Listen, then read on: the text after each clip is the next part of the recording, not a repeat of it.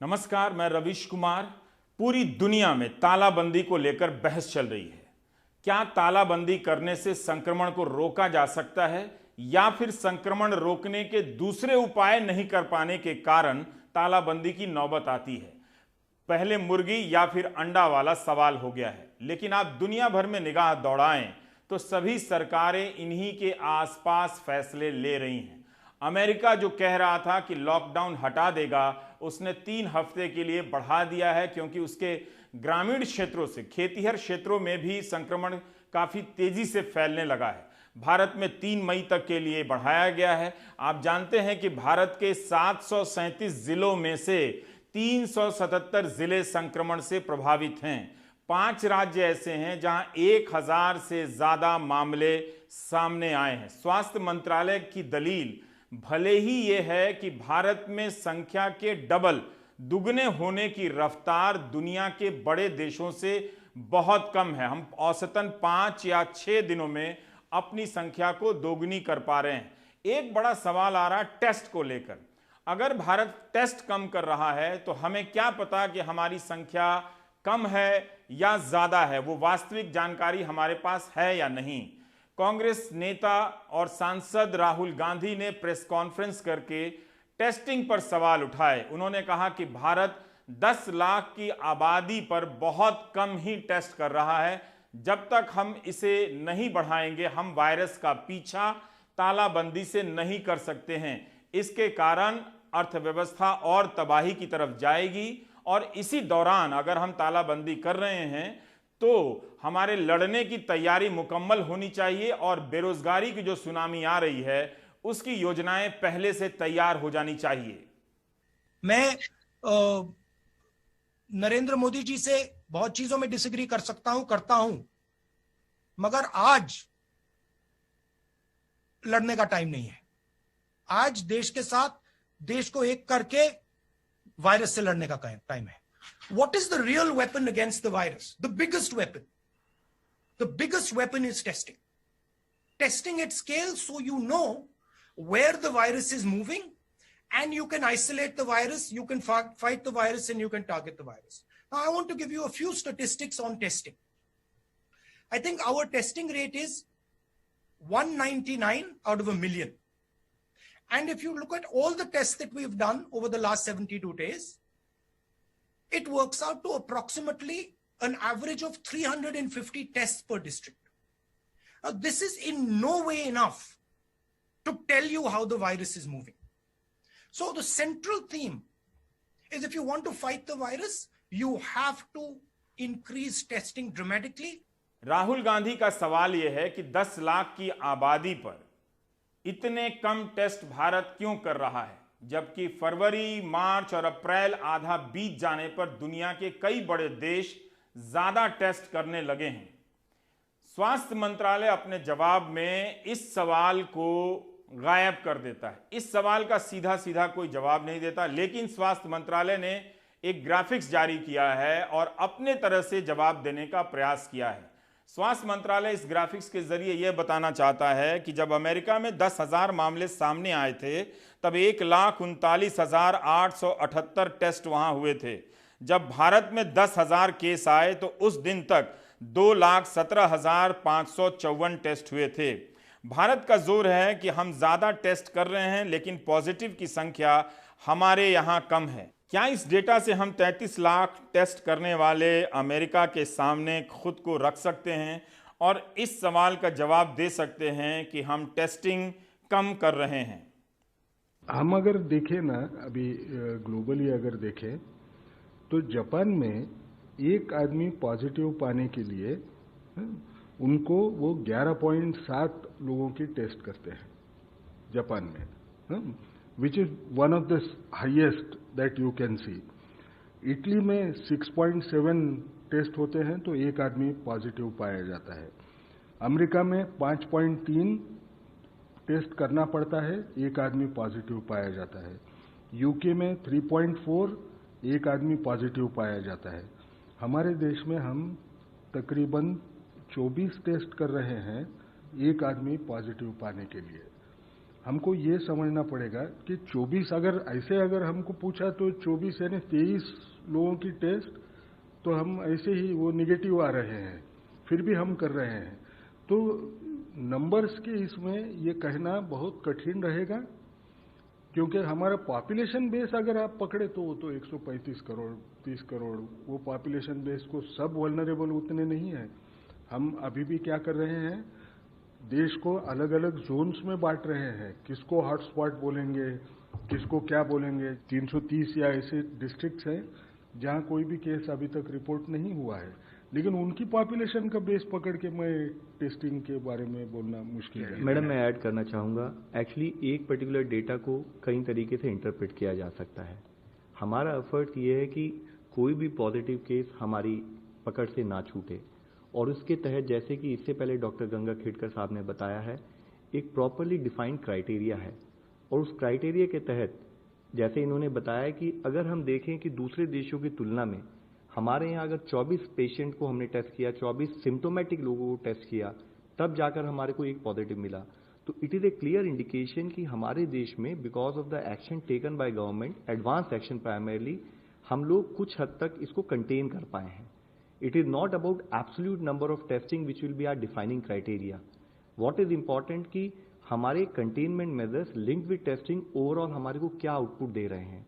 एक सवाल यहां और भी है। अप्रैल के दूसरे हफ्ते तक भारत ने सैंपल टेस्ट करने की अपनी क्षमता में विस्तार जरूर किया है, लेकिन उस टेस्ट का रिजल्ट आने में कितना समय लग रहा है? क्या जो टेस्ट रिजल्ट 7-8 घंटे में आने चाहिए उतने ही समय में आ रहे हैं, या फिर रिजल्ट आने में 24 घंटे 36 घंटे के समय लग रहे हैं? ये सवाल का जवाब भी मिलना चाहिए। प्रधानमंत्री ने 14 अप्रैल के भाषण में टेस्ट लैब की संख्या जरूर बताई, मगर सैंपल टेस्ट करने के बारे में एक शब्द नहीं कहा। 15 अप्रैल तक के आंकड़ों के मुताबिक भारत भर में 2,74,599 सैंपल टेस्ट हुए। 8 अप्रैल तक 1,27,919 सैंपल टेस्ट हुए थे। एक हफ्ते में 1,46,680 सैंपल टेस्ट हुए। हर दिन का औसत अब 20,000 से अधिक टेस्ट का हो गया है। तालाबंदी और टेस्ट, पूरी दुनिया के सामने यही दो हथियार हैं कोरोना से लड़ने के। दक्षिण कोरिया ने तालाबंदी की जगह टेस्ट का रास्ता अपनाया और उससे जुड़ी रणनीतियों का रास्ता अपनाया। कॉन्टैक्ट ट्रेसिंग, एक व्यक्ति किस किस के संपर्क में आया, इसकी सूचना की पारदर्शिता से और समय रहते एक्शन लेने से दक्षिण कोरिया ने अपने यहां कोरोना के विस्तार को काबू में लाने का प्रयास किया, लेकिन उसके मॉडल को भी जर्मनी ने पीछे छोड़ दिया। जर्मनी अब 18 लाख टेस्ट कर चुका है। पर एक और देश है जिसकी बात करनी चाहिए, वो है ताइवान। ताइवान चीन के बगल का देश है और शुरू में कहा गया कि चाइना के बाद, चीन के बाद सबसे ज्यादा कोरोना से प्रभावित होने वाला देश अगर कोई होगा तो ताइवान होगा, लेकिन ताइवान में ऐसा कुछ भी नहीं हुआ। ताइवान ने तालाबंदी नहीं की और ताइवान ने बहुत ज्यादा टेस्ट भी नहीं किए। तो ताइवान ने ऐसा क्या किया कि अभी तक वहां पर मरने वालों की संख्या दोहरे अंक में भी नहीं पहुंची है और संक्रमित मरीजों की संख्या 400 भी नहीं पहुंची है। तो 2.5 करोड़ की आबादी वाले ताइवान ने ऐसा क्या कर दिखाया कि उसने कोरोना को बगैर तालाबंदी और बगैर बहुत ज्यादा टेस्ट के काबू में कर लिया। ताइवान के 8.5 लाख लोग चीन में रहते हैं। इसकी राजधानी ताइपेई से वुहान के बीच हफ्ते में दर्जनों उड़ानें थीं। जैसे ही 31 दिसंबर को वुहान में संक्रमण फैलने की खबर आई, ताइवान ने चीन से आने वाली उड़ानों को सीमित कर दिया। तब तक कोरोना का नाम कोविड-19 भी नहीं पड़ा था, अज्ञात विषाणु कहा जाता था। ताइवान ने चीन से आने वाले हर नागरिक की स्क्रीनिंग शुरू कर दी, क्वारंटीन पर भेजा जाने लगा। 2003 के सार्स के अनुभवों से सीखकर ताइवान ने नेशनल हेल्थ कमांड सेंटर बनाया है, जिसे 20 जनवरी को ही सक्रिय कर दिया गया। उसके तहत सेंट्रल एपिडेमिक कमांड सेंटर को एक्टिव कर दिया गया और ताइवान तेजी से फैसले लेने लगा। सारा मंत्रिमंडल एक साथ मिलकर एक तरह की नीतियां बनाने लगा और लागू करने लगा। ताइवान के स्वास्थ्य मंत्री इस कमांड सेंटर का नेतृत्व संभालने लगे। सारी सीमाओं को सील कर दिया गया और नियमित प्रेस ब्रीफिंग होने लगी। चीन के फैलाए गए फेक न्यूज से लड़ने के लिए भी सरकार ने पूरी तैयारी कर ली। 10 फरवरी को जब ताइवान में 16 मामले ही सामने आए और चीन में 31,000, तभी ताइवान ने चीन से जुड़ी सभी उड़ानें रद्द कर दी। चीन, हांगकांग और मकाऊ से आने वाले यात्रियों को क्वारंटीन में भेजा जाने लगा। उस वक्त भारत में ट्रंप की रैली की तैयारी हो रही थी और मध्य प्रदेश में सरकार गिराई जा रही थी। मीडिया अहमदाबाद में जाकर ट्रंप के पोस्टर और स्टेडियम दिखा रहा था। भारत के टीवी चैनलों पर कोरोना अंतर्राष्ट्रीय खबर होने के बाद भी मामूली खबर थी। ताइवान के डिजिटल मंत्रालय ने आर्टिफिशियल इंटेलिजेंस का इस्तेमाल करते हुए हर जरूरी डेटा को एक दूसरे से जोड़ दिया। बीमा कंपनियों से विदेशों से आने वाले और विदेश यात्रा करने वालों का डेटा लिया गया और वीजा विभाग से जानकारी ली गई। 18 फरवरी से ही तमाम जानकारियां अस्पताल से लेकर क्लिनिक और दवा की दुकानों को उपलब्ध करा दी गई, ताकि जो भी मरीज जाए उसकी यात्राओं का इतिहास सबके पास पहले से मौजूद रहे। ऐसे लोगों के शरीर का तापमान लिया जाने लगा और क्वारंटीन पर भेजा जाने लगा। आमतौर पर सरकारें ऐसी सूचनाओं का इस्तेमाल नागरिकों पर नियंत्रण करने के लिए करती हैं, मगर ताइवान ने इस मामले में अपनी जनता का विश्वास हासिल किया है। वहां सरकार ऐसा सिर्फ आपदा के समय ही कर सकती है। लोगों को फोन पर अलर्ट जाने लगा कि किस इलाके में जाना ठीक रहेगा और कहां पर मास्क मिलेगा। दूसरी तरफ सरकार ने निर्यात बंद कर अपने स्तर पर उत्पादन शुरू कर दिया। जनवरी बीतते बीतते ताइवान के पास 4.5 करोड़ सर्जिकल मास्क हो गए, 2 करोड़ N95 मास्क और 1000 नेगेटिव प्रेशर आइसोलेशन रूम बना लिए गए। ये खास तरह का कमरा होता है जो हवा का दबाव इतना कम रखता है कि प्रदूषित हवा, संक्रमित हवा बाहर निकल जाती है। जल्दी ही ताइवान के राष्ट्रपति ने ऐलान कर दिया कि ताइवान एक दिन में 1 करोड़ मास्क बना सकता है। ये तुलना करने के लिए नहीं है, लेकिन देखने के लिए है, सीखने के लिए है कि दुनिया के बाकी देशों ने जनवरी, फरवरी और मार्च के महीने में क्या एक्शन लिया और इससे उनकी लड़ाई कितनी बेहतर हुई।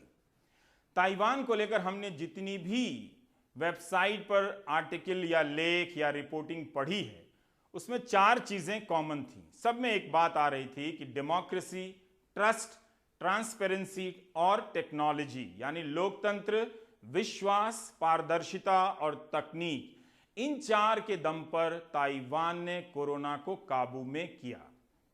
ताइवान में पढ़े लिखे लोगों को भी चुनने की परंपरा है। वहां पर जो राष्ट्रपति हैं वो LSE London school of economics के पढ़े हुए हैं, PhD हैं, और जो उपराष्ट्रपति हैं ताइवान के वो एपिडेमियोलॉजिस्ट हैं, महामारी के विशेषज्ञ कहा जाता है उन्हें। इन सब चीजों को भी हमें जानना चाहिए। इसके संदर्भ में अगर भारत भले ये दावा करे कि उसके यहाँ कोरोना के संक्रमण के बढ़ने की रफ्तार कम है, तो उन दावों पर जरा ध्यान से गौर भी करना चाहिए। और अगर भारत ये कहे कि उसने अपनी तैयारी समय के साथ या समय से पहले शुरू की, तो इन दावों पर और गौर से देखना चाहिए कि इनमें कितनी सच्चाई है। अब हम आते हैं उस खूबसूरत भारत की तरफ जो इस संकट में भी अपनी बेहतर क्षमता का इस्तेमाल कर रहा है। बेशक सरकारें लाखों की संख्या में लोगों को भोजन उपलब्ध करा रही हैं, लेकिन उनके मुकाबले आम लोग भी किसी से कम नहीं हैं। अपने पैसे से आस पड़ोस के लोगों को अनाज पहुंचा रहे हैं, खिला रहे हैं, किसी को नगद दे रहे हैं। ऐसे लोगों की संख्या भारत में अनगिनत है, लाजवाब लोग हैं। अब्दुल रहमान और उनके ग्रुप के सदस्य 25 मार्च से ही जामिया इलाके में हर दिन 1200 लोगों को सुबह शाम खाना खिला रहे हैं। लंच में वेज बिरयानी खिलाते हैं और डिनर में डबल रोटी। अबुल फजल एनक्लेव के आसपास के मजदूरों को खाना खिलाते हैं। सभी धर्म के इसमें शामिल होते हैं। अपने और अपने साथियों के दम पर यह अभियान चल रहा है। रहमान जैसे अनगिनत लोग भारत में इस वक्त सामाजिक सुरक्षा का कार्यक्रम अपनी जेब से चला रहे हैं। ठीक है कि बहुत से लोग मदद करते हुए की तस्वीर खिंचा लेते हैं, मगर इसमें स्वार्थ नहीं देखा जाना चाहिए। अपना मनोबल बढ़ाने के लिए वो करते होंगे, लोगों को बताने के लिए, ये अच्छी बात है। सरकारें अपनी तरफ से खिला रही हैं मगर वो कम पड़ जा रहा है। दिल्ली सरकार 9 लाख लोगों को एक वक्त का खाना खिला रही है। छोटी संख्या तो नहीं है, मामूली नहीं है, लेकिन इसके बाद भी बहुत से लोगों तक भोजन नहीं पहुंच पा रहा है। तो इस कमी को कौन भर रहा है? बहुत से ऐसे अनगिनत संगठन हैं जिनके बारे में हम नहीं जानते। दिल्ली सिख गुरुद्वारा मैनेजमेंट कमेटी ने तो कमाल ही कर दिया है। पश्चिमी दिल्ली में कमेटी का गुरुद्वारा नहीं था तो इंजीनियरिंग कॉलेज में ही किचन की व्यवस्था कर दी गई और खयाला, विष्णु गार्डन के मजदूरों और गरीबों के लिए भोजन बनने लगा। गुरुद्वारों में लंगर के कारण किचन का व्यापक सिस्टम तो पहले से होता ही है, मगर कोरोना के कारण लंगर बंद हैं। शारीरिक दूरी का पालन करना है, इसलिए यहाँ खाना बनता है और अलग अलग जगहों पर जाकर बंटता है। कभी प्रशासनिक अधिकारी तो कभी पुलिस तो कभी एनजीओ वाले जो भी मांग करते हैं उतने पैकेट्स दे दिए जाते हैं। देश भर से लोग सिख गुरुद्वारा मैनेजमेंट कमेटी को अनाज भेज रहे हैं, चीनी भेज रहे हैं, घी भेज रहे हैं, तेल भेज रहे हैं। रकाबगंज गुरुद्वारा के पास 50,000 वर्ग फुट का गोदाम है जहां 10-12 ट्रक एक साथ सामान उतार सकते हैं। हर सामान लोगों की सेवा की भावना से आता है और आम लोगों की सेवा में चला जाता है। सरकार से एक पैसा लिए बगैर गुरुद्वारा सिस्टम हर संकट के वक्त हैरान कर रहा है। जम्मू कश्मीर में जब बाढ़ आई थी तब यहाँ से 1 लाख लोगों का खाना पैक होकर हवाई जहाज से जाता था। दिल्ली दंगों में भी सेवा भाव की काफ़ी आलोचना हुई, सोशल मीडिया पर बुरा भला कहा गया, मगर जो सेवादार हैं वो आधार कार्ड और धर्म देखकर सेवा नहीं करते। शरद शर्मा की ये रिपोर्ट देखिए, ये मॉडल बता रहा है कि बाकी संगठन भी इस रास्ते पर चलें तो किसी को भूखा नहीं सोना पड़ेगा। 1.5 लाख लोगों के खाने का इंतजाम ये कैसे होता है, देखिए शरद की रिपोर्ट। दिल्ली का सबसे मशहूर गुरुद्वारा बंगला साहिब। आम दिनों में यहाँ लगभग हर समय लंगर चला करता था। खाने के लिए बैठे लोगों की लंबी लाइन होती थी। कोरोना संकट के दौर में यहाँ वो लाइन तो नहीं है, लेकिन लंगर किचन में आज भी जरूरतमंदों के लिए बड़ी मात्रा में खाना बनता हुआ दिखाई दे रहा है। बड़े बड़े कढ़ा, हंडिया में कढ़ी, दाल और चावल बन रहे हैं। रोटियां हाथ से भी बन रही हैं, मशीन से भी। कम समय में ज़्यादा लोगों को खिलाने के लिए रोटियां मशीन से बन रही हैं।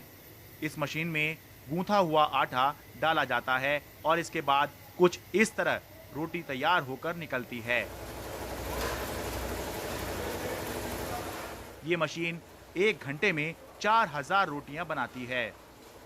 दिल्ली सिख गुरुद्वारा प्रबंधक कमेटी के अध्यक्ष सरदार मनजिंदर सिंह सिरसा बताते हैं कि दिल्ली के 4 गुरुद्वारे और कमेटी के एक इंजीनियरिंग कॉलेज में रोजाना कुल 1,60,000 लोगों के लिए खाना सेवार्थ बनाया जा रहा है।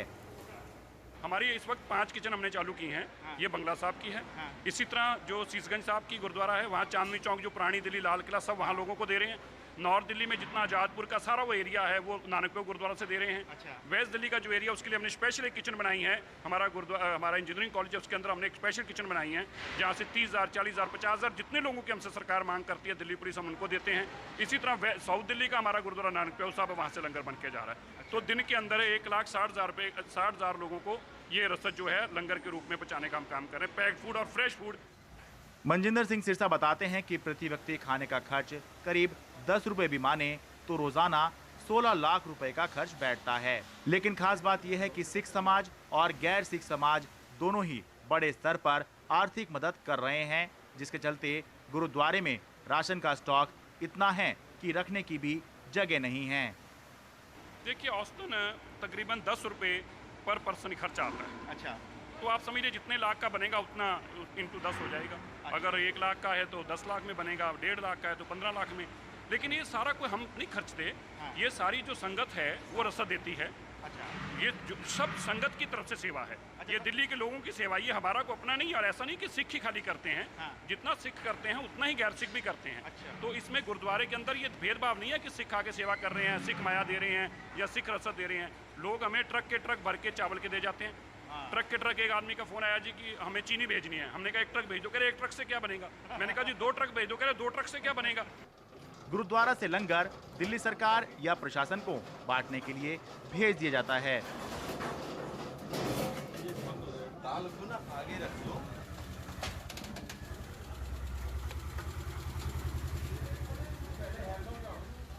दोपहर के करीब 12 बज रहे हैं। नई दिल्ली के गोल्डा खाने के पास एनडीएमसी स्कूल के बाहर खाने वालों की लाइन लगी हुई है। गुरुद्वारा से आए खाने के साथ दिल्ली सरकार फ्रूटी भी बांट रही है। यहाँ माजा भी बट रही है, तो कि केवल आज है या मुख्यमंत्री कॉन्स्टिट्यूंसी है इस वजह से है? नहीं, रेगुलर है। जहाँ तक मेरी जानकारी है, करीब करीब सभी जगहों पे या तो फल या माजा कुछ न कुछ दिया जाता है साथ में। यहाँ खाने वालों में मजदूर भी हैं और मजबूर भी। लोग खाना खा भी रहे हैं और घर भी ले जा रहे हैं।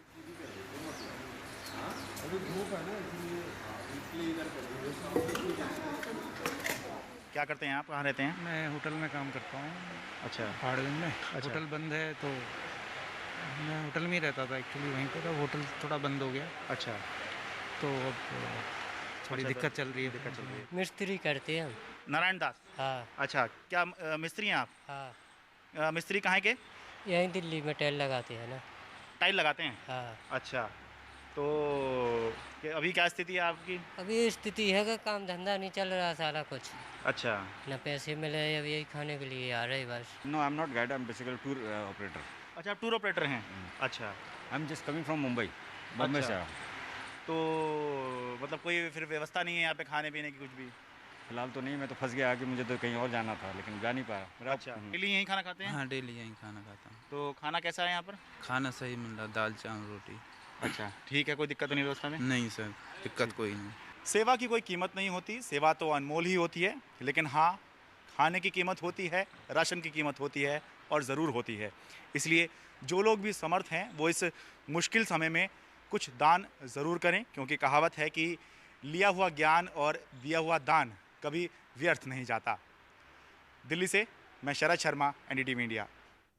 टेलीविज़न ने बहुत कोशिश की और शायद सफलता भी मिली होगी उन्हें। दुखद है कि कोरोना के बहाने समाज में हिंदू मुस्लिम की खाई को गहरी कर दी जाए, लेकिन आम लोग, अब भी ऐसे बहुत से लोग हैं आम लोगों में जो इस खेल को समझते हैं। रविश रंजन शुक्ल की ये रिपोर्ट देखिए। जब तालाबंदी के कारण आइसक्रीम फैक्ट्री में काम करने वाले मजदूर फंस गए तो पास के मुस्लिम मोहल्ले के लोगों ने उनके लिए क्या किया। घर में 1 रुपया नहीं है कि हम लोग परत चाहे साबुन खरीदे, चाहे कोई सब्जी खरीदे, चाहे चाउर चाहे आटा खरीद कर हम लोग खाएं। ठीक है, जो हमारा घर वाला है लोग जाकर बाहर में फंस गए हैं, तो वहाँ तो खा रहे हैं लोग, पी रहे हैं लोग, फिर उसको बच्चा क्या खाएगी, उसका परिवार क्या खाएंगे। हापुड़ की आइसक्रीम फैक्ट्री में काम करने वाले ये सुग्रीव चौधरी हैं। सुग्रीव चौधरी अपने 10 साथियों समेत हापुड़ में हैं और इनकी बीवी, 4 बच्चे और एक बूढ़ी मां पश्चिमी चंपारण के छोटे से गांव पतिलार में हैं। सुग्रीव नंदलाल चौधरी समेत 10 मजदूर फिलहाल हापुड़ के सरावनी गांव में रुके हैं, लेकिन इनके परिवार 1000 किलोमीटर दूर पतिलार और बिसरवा जैसे गांव में रहते हैं। इनके परिवार के पास ना तो राशन है और ना ही पैसे। लोग का दिक्कत यहाँ पर नहीं है, बाकी घर पर दिक्कत है, बाल बच्चे मर रहे हैं भूखे, यही दिक्कत है। किस गांव में आपका परिवार रहता है? कितने लोग हैं आपके परिवार में? हमारे 4 बच्चे हैं, एक बीवी है। कौन सा गांव है आपका? बिसामरापुर गांव है। तो वहाँ कुछ नहीं मिल पा रहा? कुछ नहीं मिलता है सर। कैसी हालत है आपकी? बात होती है फोन से बात करते हैं तो सब रोता है सब, जी हम लोग राशन पानी नहीं मिलता है, क्या खाएंगे, कहाँ रहेंगे, कैसे पेट भरेंगे। ये तुम लोग जिस हालत में है उस हालत में घर पर आ जाओ। तो आप जा तो पाएंगे नहीं? अभी हमने देखा कि पुलिस भी आई थी आपको जी तो हम लोग पैदल चले जाएंगे, चाहे साइकिल व्यवस्था करेंगे, हम लोग जाएंगे किसी हालत में, घर पर चले जाएंगे हम लोग। बीते महीने लॉकडाउन के बाद ये लोग भूखे प्यासे पैदल ही पश्चिमी चंपारण जा रहे थे, लेकिन मुस्लिम आबादी वाले इस गांव के लोगों ने समझाया। शादाब चौधरी जैसे लोगों ने अपने रिश्तेदार का घर, महीने भर का राशन और गैस चूल्हा तक दे दिया। तब से ये मजदूर गांव में ही रुके हैं, लेकिन जैसे जैसे लॉकडाउन बढ़ रहा है, इन मजदूरों का बिहार में रहने वाला परिवार दाने दाने को मोहताज होता जा रहा है। बच्चे हैं, बीवी है, हम है, ना माँ है, ना बाप है, ना भाई है, कोई नहीं है।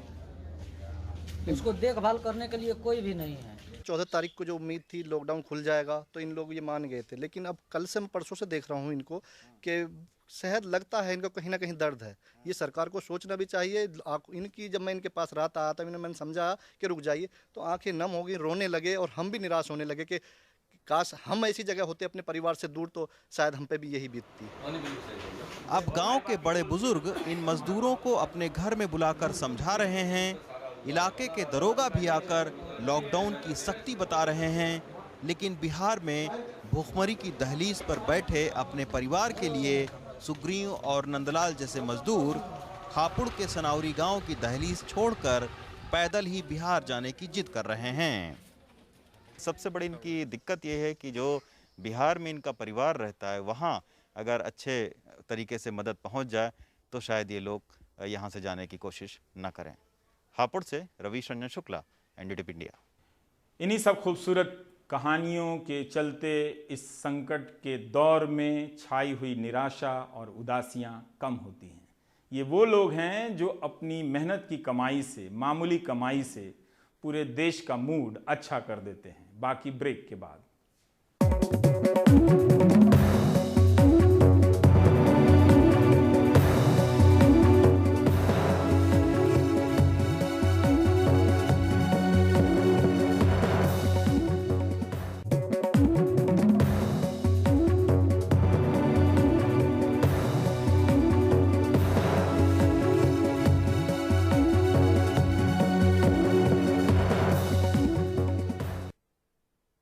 हम अपनी रिपोर्ट में लगातार देख रहे हैं कि तालाबंदी के कारण मज़दूरों को कितनी तरह की समस्या हुई है और हर रिपोर्ट जाकर भूख पर टिक जाती है कि वो भूखे थे इसलिए बाहर आए, वो उनके पास खाने के लिए नहीं था मगर लोगों ने खाने का इंतज़ाम कर दिया।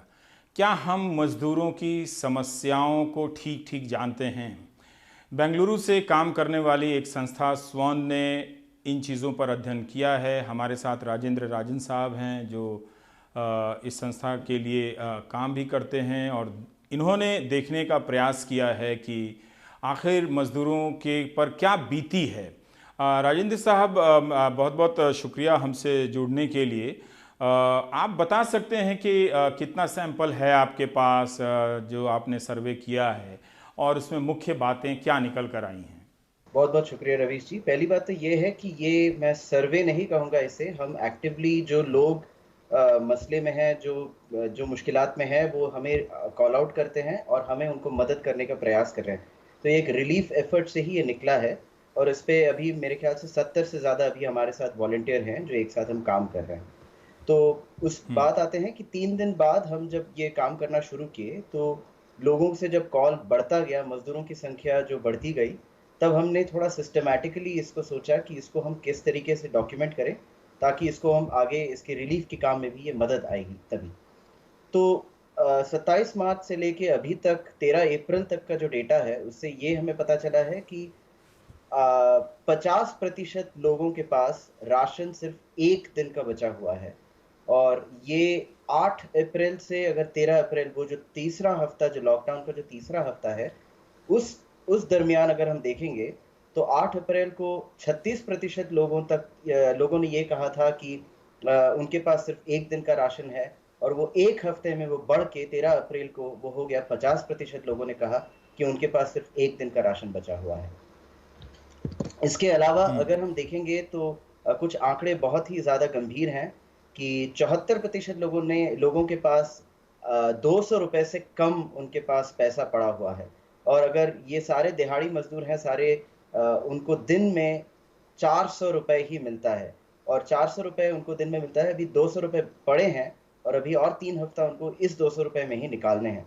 और ये सारी संख्या जो हम बता रहे हैं ये तकरीबन 11,000 मजदूरों से बात किया है। अलग अलग संख्या के रेस्पॉन्स रेट अलग हैं लेकिन कुल मिला के यही कोई 11,000 मजदूरों से हमने बात किया होगा। और पर राजेंद्र जी आप कह रहे हैं कि आप बात बोलिए पूछिए। सॉरी, आप कह रहे हैं कि 74% जिन 11,000 लोगों से बात की आपने अलग अलग राज्यों के मजदूरों से, उनके पास सिर्फ 200 रुपये बचे हैं।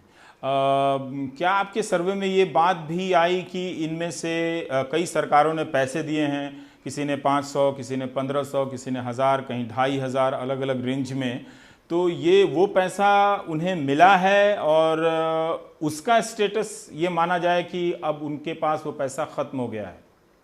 जो जितने मजदूरों से हमने बात किया है उनमें तकरीबन 99% मजदूरों, 99% से ज़्यादा मजदूरों के पास सरकारी पैसा अभी तक पहुंचा नहीं है। कुल मिला के मेरे ख्याल 11,000 में यही कोई 30 या 32 लोग हैं जिनके पास सरकारी पैसा पहुंचा है। उसमें से भी ज़्यादातर जिनके पास पहुंचा है वो 30 लोगों में ज़्यादा की संख्या है जो बिहार सरकार ने एक लागू किया है, जैसे 1,000 रुपये का कैश ट्रांसफ़र उनके खाते में गया है। सो मेरे ख्याल से आप अगर ये पूछें तो 11,000 में यही कोई मान लीजिए 25-30 लोगों के पास पैसा पहुंचा होगा।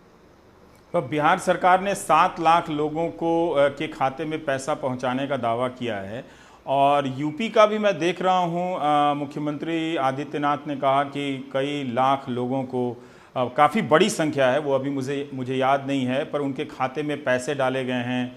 मनरेगा का बकाया भी उनके खाते में डाला गया है, जनधन का पैसा तो है ही। हमारे पास जितने भी यूपी से जितने भी कॉल आए हैं उसमें से किसी को भी अभी तक वो यूपी सरकार का पैसा मिला नहीं है। और रही बात जनधन की, हमारे जितने 11,000 मजदूरों में से जनधन का जो पैसा है वो सिर्फ 500 रुपये और सिर्फ महिलाओं के खाते में जा रहा है। उसमें से हमारे जितने भी महिला या बच्चों से बात किया उनमें सिर्फ 2 महिलाएं हैं जिनके खाते में जनधन का पैसा पहुंचा है। ये तो, पर राजेंद्र जी ये बात बताइए कि कई सरकारों ने 20 किलो 25 किलो फ्री में अनाज देने का ऐलान किया था, तो क्या ये अनाज उन्हें मिल रहा है राशन की दुकानों पर? जैसे मेरे गृह ज़िले से किसी ने पत्र लिखा है कि 400 लोग हैं और उन्हें कई साल से राशन नहीं मिला है, तो वो बार बार अपील कर रहे हैं कि हम भूखे मर जाएंगे, हमें अनाज दिलाइए। पर ये तो मैंने जिक्र कर दिया चूँकि आपसे बात हो रही थी, पर जो सरकारों ने मुफ्त अनाज देने का जो ऐलान किया था, क्या उसका भी सैंपल इस 11,000 में पर्याप्त नहीं दिखता है? जी, ये राज्य में थोड़ा फर्क है। जो हमें दिखा कि महाराष्ट्र में स्थिति सबसे ज़्यादा, महाराष्ट्र और यूपी में स्थिति सबसे ज़्यादा गंभीर, जितने लोगों ने हमें कॉल किया है उनमें से बता सकता हूँ सबसे गंभीर है। अब राशन का अगर हमने देखा, हमने लोगों से, मजदूरों से जब वो कॉल किए हमें, तो हमने उनसे पूछा कि आपको सरकार से राशन मिला है कि नहीं मिला है। तो 8 अप्रैल तक 1% लोगों ने कहा कि उनको सरकार से राशन मिला था और 13 अप्रैल को 4% लोगों ने कहा कि उनको सरकार से राशन मिला था। यानी कि लॉकडाउन के तीसरे हफ्ते में सिर्फ 3% ज़्यादा लोगों को राशन उनको सरकार की तरफ से मिला था। ये तो अच्छा, ये जो मजदूर हैं जिनसे आप बात कर रहे हैं, ये अपने गांव लौट आए हैं या उन्हीं शहरों में हैं जहां वो पहले काम करते थे? जी, वो शहरों में फंसे हुए हैं सारे। ज़्यादातर 30% मजदूर जिनसे हमने बात किया है वो झारखंड से हैं और तकरीबन 25-26% लोग बिहार से हैं। और ये सारे लोग अभी बेंगलोर, बम्बई, दिल्ली, हरियाणा, लुधियाना यहाँ पे फंसे हुए हैं। तो वो अपने गांव जा नहीं पा रहे हैं और उनकी मानसिक स्थिति बहुत गंभीर है, क्योंकि वो उनको ये भी नहीं पता कि कब लॉकडाउन ख़त्म होगा और लॉकडाउन तक कब उनका पैसा सब खत्म हो गया है। तो वो अभी फंसे ही हैं दूसरे शहरों में। जी, पर मजदूर जो हैं वो, उन्हें लग रहा है कि उनकी जो सरकारें हैं, कई सरकारों के अब फैसले हैं हम लोग तो देखते हैं, वो उनके हित में ज़्यादा मदद कर रही हैं। अभी तक तो ऐसा कुछ, मजदूरों से जब बात किया तो ऐसा कुछ पता ही नहीं चला। मजदूर तो बस इस हालात में है कि कुछ तो हो जाए, कुछ तो मिल जाए, हमें कुछ राशन कहीं से मिल जाए, हमें कुछ पैसा कहीं से मिल जाए, तो हम कम से कम कुछ दिन का गुजारा तो हो जाएगा। वो इस स्थिति में है। पर राजेंद्र जी, कुछ तो जैसे आपसे बात करने से पता चला कि लोगों के पास इस 11,000 के सैंपल में अनाज कम बचा है, एक दिन का अनाज है, पैसा जो है वो 200 रुपया बचा है और सरकारी पैसा उन तक ज़्यादा बड़े प्रतिशत तक नहीं पहुंचा है, आप ये कह रहे हैं। क्या ऐसी कोई और बात भी है जिसका हमें ध्यान रखना चाहिए और जो सरकार के अधिकारी इस कार्यक्रम को देख रहे हैं वो समय रहते अपनी नीतियों को या फिर अपने फैसलों में कुछ कसाव ला सकते हैं, कुछ कड़ाई कर सकते हैं? देखिए, मैं तो कहूँगा मुख्य बिंदु ये है कि पहली बात तो राशन के लिए राशन कार्ड अनिवार्य ना करें, यूनिवर्सलाइज कर दें राशन को, सबको राशन वितरण दिया जाए। अभी हाल ही में एक और पता चला है कि हिंदुस्तान में 10 करोड़ लोगों के पास जो राशन उनको मिलना चाहिए लेकिन उनको मिल नहीं रहा है।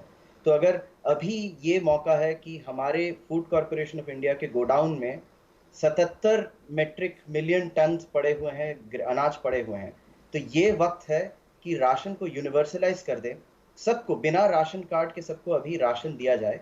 और जहां तक कैश की और कोई कुछ तरीके से उनका लिखा जाए कि अच्छा कौन है, कहां से है, ताकि ये ना हो कि एक आदमी 20 किलो राशन लेके चले जाए, क्योंकि बहुत सब लोगों को राशन की जरूरत है।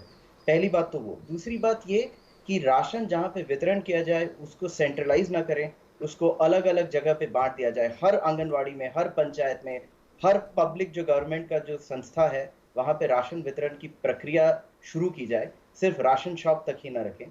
दूसरी बात यह कि लोगों को कैश की बहुत ज़रूरत है और इस स्थिति में हमें रूरल और अर्बन को थोड़ा अलग देखना पड़ेगा, क्योंकि अर्बन एरिया में जो दिहाड़ी मजदूर जो फंसे हुए जो माइग्रेंट लेबर हैं, वो उनके पास ज़्यादातर लोगों के पास कुछ ना कुछ सुविधा है कि वो जाके एटीएम से कैश निकाल सकते हैं। तो उनके लिए 7,000 रुपये कम से कम हर एक महीने का 2 महीने के लिए उनको 7,000 रुपये का कैश ट्रांसफ़र किया जाए। और जो रूरल इंडिया में है उनको हाथ में जाके उनको कैश दिया जाए, क्योंकि रूरल इंडिया में बैंकों में बहुत भीड़ होती है, तो वो बैंक ब्रांच में जाके उठा नहीं सकते पैसा। और बायोमेट्रिक बिल्कुल ही ना करें, आधार बेस तो बिल्कुल ही ना करें, क्योंकि ये कोरोना वायरस जो है वो आधार टच से फैलता है। तो बिना आधार बेस्ड सिस्टम के अगर हम लोगों के हाथ में अगर कैश पहुंचाया जाए तो उससे बेहतर कुछ नहीं होगा। लेकिन सिर्फ कैश ही नहीं, राशन भी दिया जाए जगह जगह पे, और हर आंगनवाड़ी या फिर आर्मी एरियाज बहुत है वहाँ पे हम फीडिंग सेंटर शुरू करें। और हमारे कुछ जस्ट सिंपल आंकड़े ये बताते हैं कि हर लाख लोगों के लिए अगर हम 70 फीडिंग सेंटर शुरू करें और 12 घंटा के लिए अगर वो फीडिंग सेंटर खुला रखें, तो मेरे ख्याल से ये भीड़ होने की जो स्थिति है वो भी उतनी गंभीर नहीं होगी। राजेंद्र जी, एक बात बता सकते हैं, अभी मैं जिससे भी बात करता हूँ वो कहते हैं कि नहीं पर्याप्त दिया है, अनाज उनको दे दिया है 20 किलो 25 किलो 500,000 रुपया दे दिया है। तो ये कॉम्बिनेशन मिला के ये जो कॉम्बो ऑफर है, क्या इस वक्त के लिए पर्याप्त है क्या उनके परिवारों के आकार को देखते हुए? देखिए, जो ऑलरेडी गांव में पहुंच चुके हैं उनके लिए तो ठीक है, अभी राशन उनको वापस जाने की कोई संभावना नहीं है, ज़रूरत नहीं है।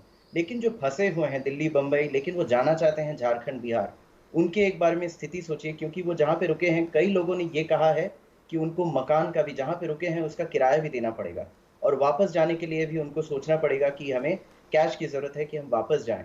तो सिर्फ राशन या सिर्फ कैश, दोनों अलग अलग ना समझें, दोनों का एक साथ कॉम्बो करके ही हम लोगों के लिए सोचना चाहिए, मजदूरों के लिए इस स्थिति में। तो जी, बहुत बहुत शुक्रिया राजेंद्र साहब, हमें अपने इस अध्ययन के बारे में बताने के लिए।